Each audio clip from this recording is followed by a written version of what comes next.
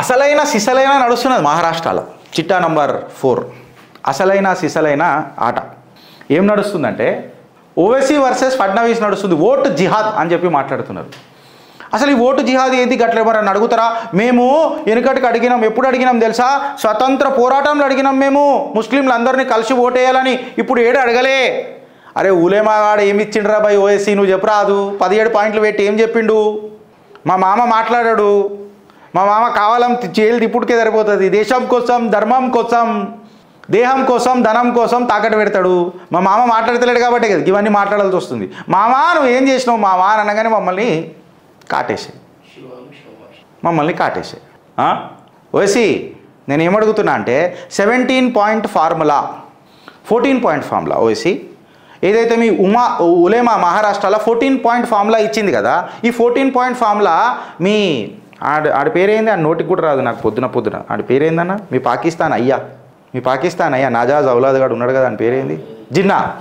Jungle Jinnah. ఈ jungle Jinnah గాడు March 28, 1929 17 సూత్రాలు ఇచ్చిండు. ఆ సూత్రాలే ఉలేమా వాళ్ళు ఇచ్చి ఇట్లా చేస్తే మేము మీకు ఓటేస్తాం. జనాబ్ శుక్రియా జనాబ్, జాంపనా వీళ్ళందరూ పోతుర్రాయా. వీళ్ళందరూ మళ్ళీ టీషర్ట్లు వేసుకొని ఉరుకుతారు. ఎందుకు ఉరుకుతారా నాయన టీషర్ట్లు వేసుకొని? ఆడికి రాగానే జాంపనా తుసి గ్రేటో ఆ జిన్నాగాడు చెప్పిన పాయింట్లు తీసుకొని వచ్చి చేస్తారు. వాళ్ళు ఏమేమి మాట్లాడుతున్నారు మీకు ఏమన్నా గుర్తున్నదా ఫ్రెండ్స్? మీకు గుర్తున్నదా? మళ్ళీ ఒకసారి గుర్తు చేస్తా. ముల్లా మౌలవీలకు 15,000 జీతం ఇవ్వాలట. వక్ఫ్ బోర్డుకి 1000 కోట్ల నిధులు ఇవ్వాలట. వక్ఫ్ అమెండ్మెంట్ బిల్ని అపోజ్ చేయాలట. ప్రిఫరెన్షియల్ పోలీసులకు పోలీస్ స్టేషన్లలో అంటే ముస్లింలకు పోలీస్ స్టేషన్లలో పోలీస్ ఉద్యోగాలకు ప్రిఫరెన్స్ ఇవ్వాలట. ముస్లింలకు 10% రిజర్వేషన్ ఇవ్వాలట. జిల్లేయిల్ ఆయిల్ ఇవ్వాలా? జిలేబీ గాంధీల దగ్గర బిచ్చమడుకుంటారు చూడు జిల్లేయిల్ ఆయిల్. నాకు సంతోషం అవుతుందో వేసి కాంగా ఆప్కా చరిత్ర చమత్కారి అని అన్నారు మీరు, బలాత్కారి ఉండే మీరు. ఏం మాట్లాడుతున్నారన్నా మీరు? నాకు అర్థం కాదు. వేసి గారు ఏం మాట్లాడుతున్నారండి? ఇవాళ ఎట్లయిపోయిందంటే ఓబీసీ ఓటు కూడా నేను ఇంతకుముందు చెప్పిన ఓబీసీ ఓటు కూడా కంప్లీట్గా ఏకనాథ్ షిండే గారు ఒక్క ఉల్టా హాత్ పచ్చకడు కొట్టగానే కంప్లీట్గా మరాఠా ఓటు బ్యాంక్ అంతా ఇట్లా తిరిగిపోయింది, including the OBC vote. Avimukteshwar Anandji Uddhav Thackeray గారికి మద్దతు తెలపనీకే వస్తూ ఏకనాథ్ షిండే గారికి రాజ్యమాత గోమాత ఏకనాథ్ షిండే చెప్పేసిండు. నేను ఇది నా పర్సనల్ కెపాసిటీలో చెప్తున్నా ఫ్రెండ్స్. భారతీయ జనతా పార్టీ ఘన విజయం వస్తుంది, భారతీయ జనతా పార్టీ గెలుస్తుంది. నేను పోకడ మాటలు మాట్లాడతలేను, నేను వాస్తవాలు జరిగినాయి మీకు చెప్తున్నా. సో దాన్ని బట్టి మీరు కన్క్లూడ్ చేసుకోండి వేవ్ ఎట్ సైడ్ ఉందో అని. నేను ఆడ లేను కాబట్టి, చిత్రగుప్త ఆడ డైరెక్ట్గా పనిచేస్తలేదు కాబట్టి ఇప్పుడు మేము ఎగ్జిట్ పోల్ చెప్తున్నాం మహారాష్ట్రలో ఢంకా మాకు ఇంత మెజారిటీ మేమే అది నో వేవ్ చెప్తున్నా. ఆ వేవ్ని బట్టి మీరు వేవ్ లెంత్ మ్యాచ్ చేసుకోరు. మహారాష్ట్రలో నేను తక్కువ వేసుకున్న ఒక 2 సంవత్సరాలు అయితే 3 సంవత్సరాలు మహారాష్ట్రలో ఉన్నా, 4 సంవత్సరాలు ఉన్నా కరెక్ట్గా నా ఉద్యోగరీత్యా. పూణేలో 3 సంవత్సరాలు ఉన్నా, బాంబేలో కూడా ఆల్మోస్ట్ నేను ఒక 1 ఇయర్ ఉన్నా. చుట్టుపక్కల బాగానే తిరిగిన మహారాష్ట్రలో, దోస్తులు కూడా బాగానే ఉన్నారు. సో నా కాడ ఆటో డ్రైవర్ల కాడ నుంచి పెద్ద కార్పొరేట్ సీఈఓల దాకా నాకు కొంచెం పరిచయం ఉన్నారు ఉద్యోగరీత్యానే. మేమేదో పెద్ద స్ట్రాటజిస్ట్ తోపులం అని అంటలేదు, ఉద్యోగరీత్యానే. నాకు అలవాటు ఎవరన్నా మన ఆటోలల్లో జర కట్టర్ కనిపించినా ఏం చేసినా జర నంబర్లు తీసుకుని నేను ఫోన్ చేసిన, ఏముంది భయ్ ఎట్లా నడుస్తుంది ఏం కథ అని చెప్పి మాట్లాడుతుంటే షిండే బావు షిండే టెన్షన్ నైలేనాకా టెన్షన్ కుచ్చి నైలేనాకా బస్. And moreover do you understand a fact? మీకు ఒక విషయం చెప్తున్నా ఏందనంటే, మొన్న చిత్రగుప్తులో నేను 125 crores ముస్లింలు హిందువుల అకౌంట్లను చేసి ఒక ఫేక్ ఒక ఐడియల్ సృష్టించి బ్యాంక్ అకౌంట్లు తెరిచి అందులో 125 crores ట్రాన్సాక్షన్ చేసి అది డ్రా చేసి వేరే వాళ్ళకి ఇచ్చిర్రు. నేను చెప్పిన ఇది నేను ఎస్టాబ్లిష్ చేయలేకపోతున్నా, నా దగ్గర సరైన ఆధారాలు లేవు అని చెప్పిన. బట్ ఇప్పుడు మీకు ఆధారాలు చూపిస్తా. ఆర్గనైజర్లు వచ్చిన కథనం మాలేగాం ఓట్ జిహాద్ 125 crore ఇన్వాల్వింగ్ ఫేక్ అకౌంట్స్ హవాలా transfers unearthed ahead of Maharashtra elections. ఆధారాలతోనే మీ చిత్రగుప్త్, అది వేరే విషయం. మా మామ నాకు ఆధారాలు చూపెట్టలే, బట్ నేనైతే ఆధారాలతోనే మాట్లాడతా. Because in God we believe, rest in data. నా what data speaks. Mohammed Siraj అని అనేటోడు ఏదో ఎక్కడో ఇస్తానన్నాడు, చెప్తాగు. Under the guise of offering employment opportunities in the Agriculture Produce Market Committee, APMC, Agriculture Produce Market Committeeలో ఉద్యోగాలు ఇస్తా అని చెప్పి కొంతమంది హిందూ పౌరులను ట్రాప్ చేసి వాళ్ళ ఓటర్ ఐడీలు, ఆధార్ కార్డులు, పాన్ కార్డులు ఎక్సెట్రా తీసుకొని దాటి మీద బ్యాంక్ అకౌంట్లు ఓపెన్ చేసి అలా కొన్ని వేల కోట్లు ట్రాన్స్ఫర్ చేసి ఆ వేల కోట్లలో కొన్ని ఫిక్స్డ్ డిపాజిట్లు చేసిన వాళ్ళ అకౌంట్లలో మంచి ట్రాన్సాక్షన్లు అవుతున్నాయని చెప్పి బ్యాంక్ లోన్లు తీసుకొని డ్రా చేసుకొని ఇంత పెద్ద కాన్స్పిరసీ జరిగింది. ఎవడు చేసిండు మళ్ళా? మొహమ్మద్ సిరాజ్. పేరు చెప్పనిక కూడా నేను వెనక పోను. మొహమ్మద్ సిరాజ్. ఇంత గంభీరమైన ముద్ద జరిగింది. ఇక్కడ చూడురు మీరు, నేను మాట్లాడతలేను. Even loans were taken on their names without their knowledge. Further complicating the situation, one victim, Dattatreya, discovered that this account showed a transaction of 14 crore. ఆ ట్రాన్సాక్షన్ ఉద్యోగంలో ఇస్తా అని చెప్పిన పోరల్ అకౌంట్లో 14 crore ట్రాన్సాక్షన్ జరిగింది. With an additional loan of 1.9 crore secured against fixed deposit of 2 crore again. ఇదంతా ఎట్లా జరిగింది? కంప్లీట్గా 14 కోట్ల ట్రాన్సాక్షను, 1.9 crore అడిషనల్ లోను, మళ్ళీ దానికి 2 కోట్ల ఫిక్స్డ్ డిపాజిటు. ఇదంతా ఎట్లా జరిగింది? ఆయన కన్సెంట్ లేకుండా జరిగింది. బికాస్ ఆ డాక్యుమెంట్లు ఇచ్చాడు. మీరు జిరాక్స్ దగ్గర పోయినప్పుడు, ఈడ పోయినప్పుడు జర జాగ్రత్తగా ఉండుర్రి అని చెప్తా ప్రతిసారి. జాగ్రత్తగా ఉండుర్రి అని చెప్పేది అందుకే ఆడికి ఆగిపోలే. దాని తర్వాత మనకు అర్థమైంది ఏంటంటే 12 అకౌంట్లు 125 crore ట్రాన్స్ఫర్ చేయనీకే యూజ్ చేసిర్రు. సుమారు 2500 ట్రాన్సాక్షన్స్ జరిగినాయి ఈ 125 కోట్లకు. ఈ 125 కోట్లు ట్రాన్స్ఫర్ చేయనీకే 2500 కోట్ల ట్రాన్సాక్షన్ జరిగింది. 12 అకౌంట్లను యూజ్ చేసి ఖతం చేసిర్రు. ఇలా ఆలోచన ఏడదాకున్నది మీకు అర్థమవుతుందా అని చెప్పి నేను పదే బొత్తుకుంటే ఎందుకు తెలుసా? బటేంగే తో కటేంగే అని చెప్తా. మా మామలకేమో అర్థమై సావదిడ అంటే బట్టలు ఇప్పి బయలలేదు ఉంటా అంటారు. ప్రాబ్లం ఆడ షురువాద్లనే మనకు ఆటంకం. నల్లపిల్లులు ముంగటనే వాడనేమయ్య మనకు. ఇక వాళ్ళకు భజన పరులు, బాంచన్ భక్తులు. వాస్తవాలు మాట్లాడుకుందాం రా నాయన, మన అస్తిత్వాల గురించి మనం ముంగట పెట్టుకుందాం రా నాయన అని చెప్తే మనకు అవ్వద్దు. మేతో మే బల, మేరా పదవి బల, మేనా ఫోకడ బల, నా భజన బల. బటేంగేతో కటేంగే అని ఊకేనే అనలే. వాళ్ళ దిమాకులలో ఏం నడిచిందో, ఏం చూసిండ్రో, వాళ్ళ దగ్గర ఎంత ఇన్ఫర్మేషన్ ఉందో కేవలం ఒక నమ్మకం పెట్టుకొని పోతే అయిపోయి మన తల్లిదండ్రులను నమ్ముతాం. అట్లా అని చెప్పాలి మన తల్లిదండ్రులను అంటలేను. కాకపోతే దేశాన్ని నడిపిస్తున్న దేశభక్తులు, ఇంతకంటే కట్టర్ దేశభక్తులు ఇంకెవరైనా మీకు ఉంటే నాకు చూపెట్టరు, మనం అందరం పరిచయం చేద్దాం. వాళ్ళ వెనకాల పోదాం నడురు. వాళ్ళ అజెండా ఇక్కడ ఇంప్లిమెంట్ చేయడానికి చేత కాదు మనోళ్ళకు. వీళ్ళు సొంత తెలివిలు పెడతారు. నేను రూటు మార్చా, నేను కూడా అంటున్నా గిరీష్ దారామోని అనేటువంటి రూట్ మార్చాడు. నా రూటుతోనే ఏమున్నది బ్రదర్? భారతదేశ రూట్తోనే కదా మన రూట్స్ ఉన్నాయి. ఇది నువ్వు అర్థం చేసుకోవాలి కదా. వీడికి ఆగిపోతుందా? వీడికి ఆగదు. ఆధారాలతోనే మీ చిత్రగుప్త్. సుమయ్య భారతీయ జనతా పార్టీ 13 నవంబర్ 2024కి ఇచ్చిన ఒక పత్రిక స్టేట్మెంట్ చూడండి. Chartered accountant, PhD, former member of parliament Kirit Somaiya, Siraj Ahmed Harun Memon along with Mohammed Sajid and Momin Khan of Malegaon by forging documents. అయితే మాలేగావ్లో ఎందుకు చేస్తున్నారు అని అంటే మాలేగావ్ కంప్లీట్ ముస్లిం సమాజ్తో నిండిపోయింది. ఇక్కడ భారతీయ జనతా పార్టీ ఎంటర్ కావాలంటేనే ప్రాబ్లం. ఒకప్పుడు 86% ఉంటుండే హిందూ పాపులేషన్ ముంబైలో. నేను ముంబైలో పనిచేసిన బ్రదర్, నాకు తెలుసు. మీరు చేస్తలేరు, మీకు తెలియదని నేను అంటలేను. It's a quite common city. మనం అందరం ఫ్లై అవుతూ ఉంటాం, వస్తూ ఉంటాం. Bombay financial capital of India. మనకు తరచూ ముంబైతో మనకు రిలేషన్ ఉంటుంది. కేవలం అది మహారాష్ట్ర దడకన్ కాదు, భారత్ దడకన్ ముంబై. 86% ఉన్న హిందువులు ఇలా 61%కి పడిపోయారు, 65%కి పడిపోయారు అని అంటే 2040 వరకు 50% అండ్ బిలో వరకు పడిపోతారు అని అంటే ఇల్లీగల్ ఇమైగ్రెంట్స్ని ఆపడంలా రాష్ట్ర సర్కారులు వెనకటికి ఎంత విఫలమైనవి. అందుకే ఇలా దేశ ప్రధాని నరేంద్ర దామోదర్ దాస్ మోదీ రోటీ బేటీ మాటి జార్ఖండ్లో కూడా ఇదే మాట మాట్లాడుతున్నాడు. ఈ గుస్పేటియా వీళ్ళు శరణార్థులు గారు, బాగ్దా గజ దొంగల లెక్క ఆనాడొచ్చిర్రు.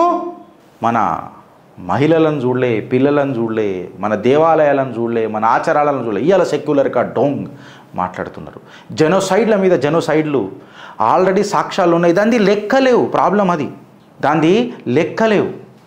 ఏడ్నో ఉట్టి ఏడ్నో వెరిగి ఏమో చేసుకొని వచ్చిన కొన్ని ఎడ్యుకేషన్ మినిస్టర్ చేస్తే ఆడు బాబర్ చరిత్ర, భారత్ చరిత్ర అని మనకు చూపించిండు. ఇప్పుడు అది తీయనీకే మన పూరలకు మన చరిత్ర ఏందో అని చెప్పనీకే మనకు బికాజ్ మన చరిత్ర చెదలబట్టినే కదా. మన మామలకేమో తెలియకపాయ, చెప్పేటోళ్ళనేమో అమ్మ ఇడు ఎదుగుతున్నాడు కదా అని తొక్కబట్టే. ఆకుల సతీష్ అదే పరిస్థితి, నిజాంపేట్ల సుహాసిని పరిస్థితి అదే. అట్లా ఎంతోమంది కార్యకర్తలు ఉన్నారు. కొంతమంది కార్యకర్తలు అయితే మా నాయకులు నేను చచ్చిపోతే నేను త్యాగం చేస్తే ఏదో పీక్ కట్టలు కట్టేస్తారు, అట్లీస్ట్ నా తోటి కార్యకర్తలు బాగుపడతారు అని చెప్పి ప్రాణాలు ఇడిచిపెట్టి ఇంకా వాళ్ళ ఆత్మ ఈ కాషాయ కాండవ చుట్టూ తిరుగుతున్నది. సాయి గణేష్ రోజు యాదొస్తాడు ఏమాయ్. So 125 crores Malegaon data. ఆ అకౌంట్ పేర్లు కూడా చూడుర్రి. హిందువులను వాడినరు డౌట్ రావద్దని. మీకు తెలివి ఉన్నదా అని అడుగుతున్నా. మీరు ఎవరిని గెలిపిస్తారు అనేది ఇప్పుడు చాలా ఇంపార్టెంట్ ఫ్రెండ్స్. ఇక మనోడు కదా అని చెప్పి ఇన్ని రోజులు విన్నాం. మనోడు పదవి రాగానే పెదవులు మూసుకొని పైరవీలు చేసుకుంటున్నాడు. ఆ డిఎన్ఏలా అది అలవాటైపోయింది. జీ హుజూర్, బ్రిటిషర్లకు జీ హుజూర్, జీ సార్, జనాబ్ జనాబ్ జనాబ్ అనేది అలవాటైపోయింది. ఎవడో కోడు 100 కోడు నీ నా లాగుంటాడు, కార్యకర్తలక మిగిలిపోతున్నాడు. ఎందుకు జీ హుజూర్ అని మనం ఏమ్రా ఏం ఆ పోకడా. భరతమాత పాలు దాగినోడు ఎవ్వడు తల వంచడు, తల దించడు. అది డిఎన్ఏలు ఉన్నది కొట్లాట. ధర్మహింస తదైవచ. హిందువుల అకౌంట్లు పెట్టిర్రు. వాళ్ళ ఆలోచన ఎన్ని రెట్లు ముంగటికి పోయింది. బ్యాంక్ అకౌంట్ని మేనేజ్ చేసిర్రు, బ్యాంక్ మేనేజర్లను మేనేజ్ చేసిండ్రు, physical verification, photo IDs etcetera అన్నీ మేనేజ్ చేసిర్రు. వాళ్ళు అడిషనల్ లోన్స్ ఇప్పించిండ్రు. 12 మంది హిందూ పేర్లు ఉన్నాయి. జయేష్ మిసాల్, గణేష్, ప్రతీక్ జాదవ్, పవన్ జాదవ్, మనోజ్ మిసాల్, ధన్రాజ్ బచావ్, రాహుల్ కాలే, రాజేంద్ర బిందే, దివాకర్ గుమ్రే, భవేష్ గుమ్రే, లలిత్ మోరే, దత్తాత్రేయ ఉషిరే. చూడండి 125 crores received to benami persons and accounts. ఇవంతా రొటేట్ అయింది. అందుకే ముస్లింలు మీరు దుబాయ్లకేం రండి, ముస్లింలు మీరు ఏడున్నా మీ ఓటర్ ఐడీలు ఉంటే ఇడికి రండి, మీరు ఓట్ అయ్యిండ్రి, ఫ్లైట్ టికెట్లు పంపుతున్నారు. మనమేమో ఇక్కడ కార్యకర్తలతో ఫైట్ చేస్తున్నాం. వాళ్ళు ఫ్లైట్ టికెట్లు పంపించి ఇక్కడ ఓటు వేయించుకుంటున్నారు. ఇక్కడ మనం కార్యకర్తలతో ఫైట్ చేస్తున్నాం. కాషాయ కార్యకర్తలకు కాగితాలు ఇచ్చి కాలాంతకంలో కలుపుకుంటున్నాం, కాల గర్భంలో కార్యకర్తలను కలుపుకుంటున్నాం.